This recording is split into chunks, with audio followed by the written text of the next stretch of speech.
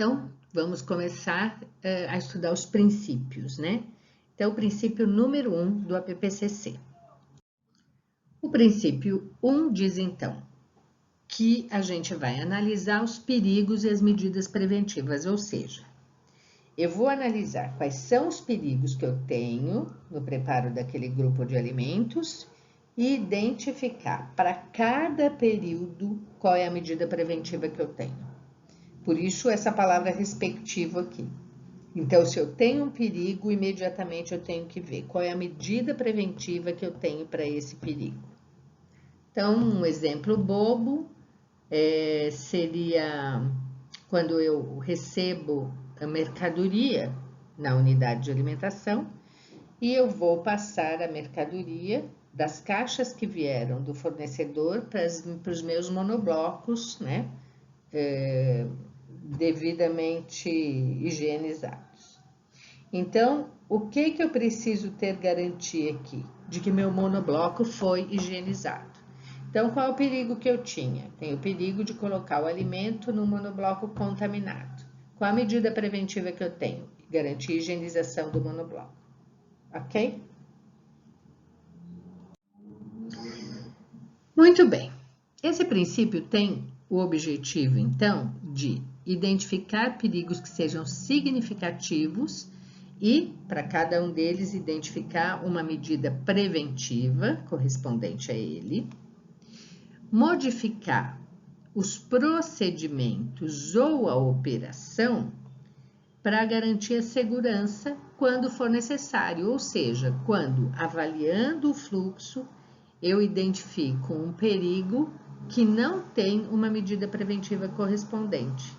Então, eu preciso fazer ali uma modificação para garantir, então, uma medida preventiva para este perigo que eu não tinha identificado antes. E este levantamento inicial de identificar os perigos e as medidas preventivas são eles que vão servir de base para a gente identificar os pontos críticos de controle do nosso processo de produção. E aqui, então, para tanto, eu vou considerar essas medidas preventivas que eu identifiquei, né? Que eu posso pensar nelas como sendo medidas de controle. Os perigos, então, eles são classificados em perigos biológicos, perigos químicos e perigos físicos. Perigos biológicos são aqueles relacionados de alguma forma a seres vivos, micro-organismos, ou até posso, se eu encontrar uma mosca, se eu encontrar uma larva numa salada, tudo isso é um perigo biológico. Então, veja, quando eu falo em perigo, não necessariamente um perigo biológico, não necessariamente eu estou falando de uma DTA, numa contaminação que vai causar uma DTA. É asqueroso encontrar uma larva na minha salada. Será nojento se eu encontrar uma mosca cozida junto com arroz. Então, qualquer um deles é considerado um perigo biológico, mesmo que ele não me traga uma doença, mas ele me traz uma situação de desconforto, é um malefício para o seu cliente encontrar aquilo na comida. Os perigos químicos são representados, no nosso caso, por qualquer elemento químico que pode ser tanto um material de limpeza utilizado na própria unidade de alimentação, quanto um excesso de agrotóxico, pesticida, né, por conta do alimento ser adquirido de um mau fornecedor. E o perigo físico seria encontrar qualquer coisa que seja diferente do alimento ou de um ser vivo no meu alimento. Então, um pedaço de unha, um fio de cabelo, a gente tem aqui esse parafuso, por exemplo, quer dizer, encontrar qualquer outro objeto estranho, efetivamente, no alimento. Isso é considerado um perigo.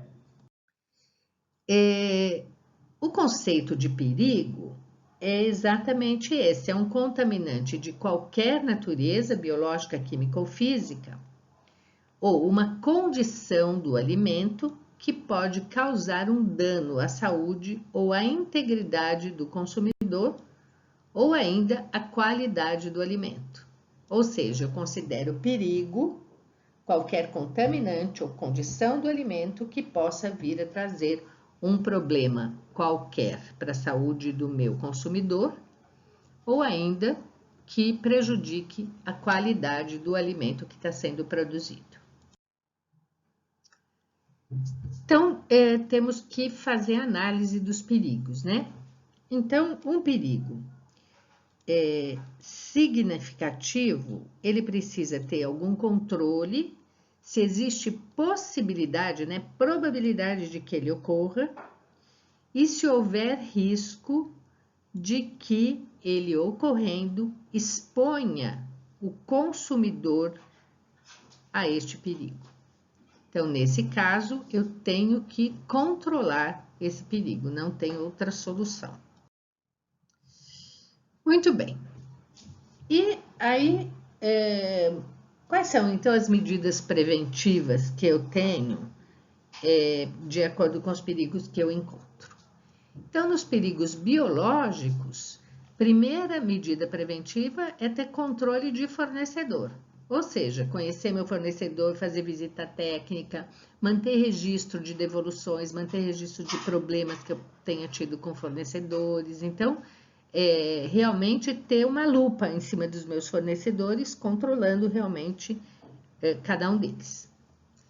Depois, uma outra medida preventiva para perigo biológico é o controle de tempo e temperatura de cozimento e, obviamente, que não apenas de cozimento, mas também de exposição durante a manipulação,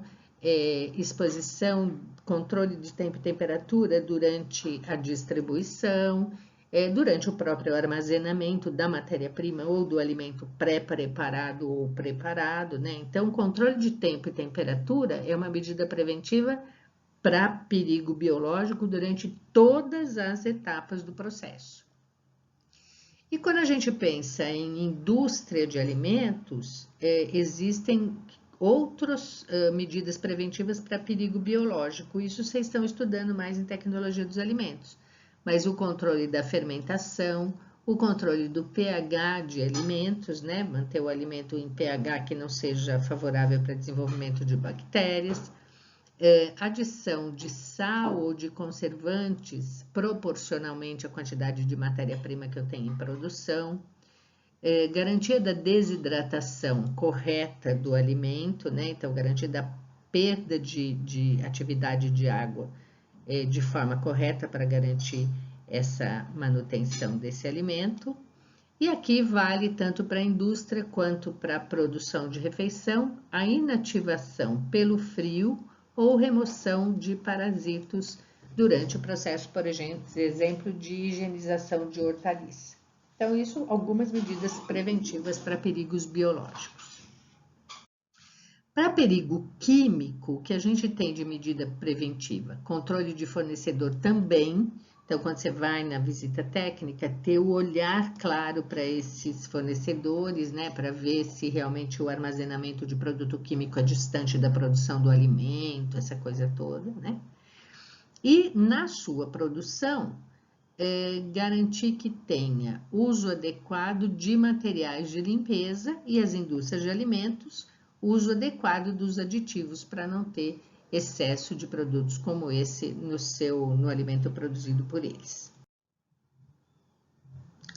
E por último, então, as medidas preventivas para os perigos físicos são controle de fornecedores de novo, né? Então, vocês vejam que isso é um mantra, controle de fornecedor, controle de fornecedor, controle de fornecedor. Por que é um mantra? Porque a qualidade de um alimento não vai nunca melhorar, né? Eu tenho que comprar uma boa matéria-prima para ter uma boa produção.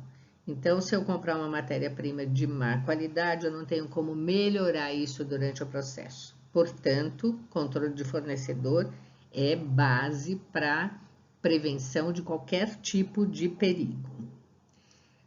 Uma outra forma, né, preventiva para os perigos físicos é a inspeção visual.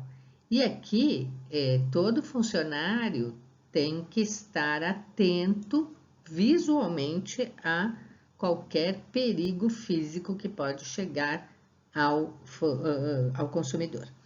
Então, quando a gente faz algumas etapas do processo, está procurando eliminar isso. Quando eu faço catação de feijão, quando eu faço catação de arroz, quando eu cuido para que todo mundo tenha unha curta, cuido para que todos os cabelos estejam dentro da touca e não daquele jeito que vocês vão para o laboratório de TD e TDG que a gente fica enlouquecida.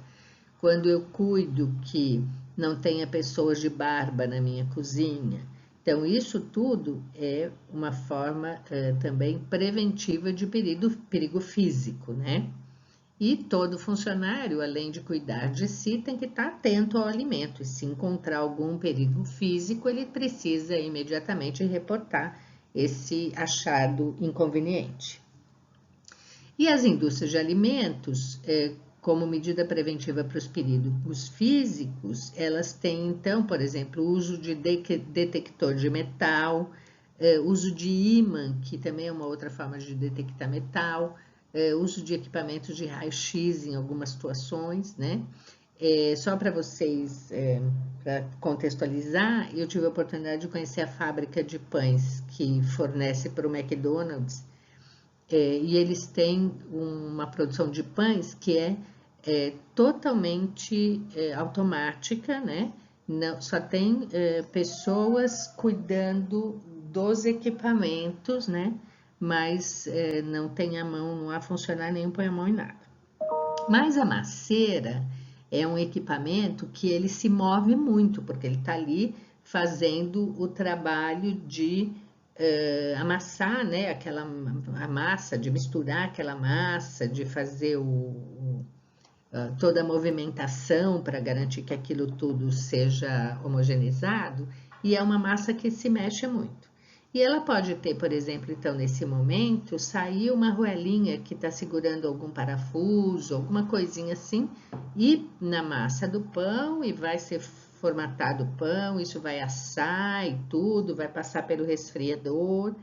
E quando esse pão está indo para já a parte de embalagem, a esteira rolante tem um sensor de metal que é muito sensível. Qualquer metalzinho pequeno simplesmente trava a presença, né, detectada de um metal pequenininho, trava essa esteira rolante e ela tem uma marcação que indica que dentro daquele espaço ali tem algum pão que tem um metal.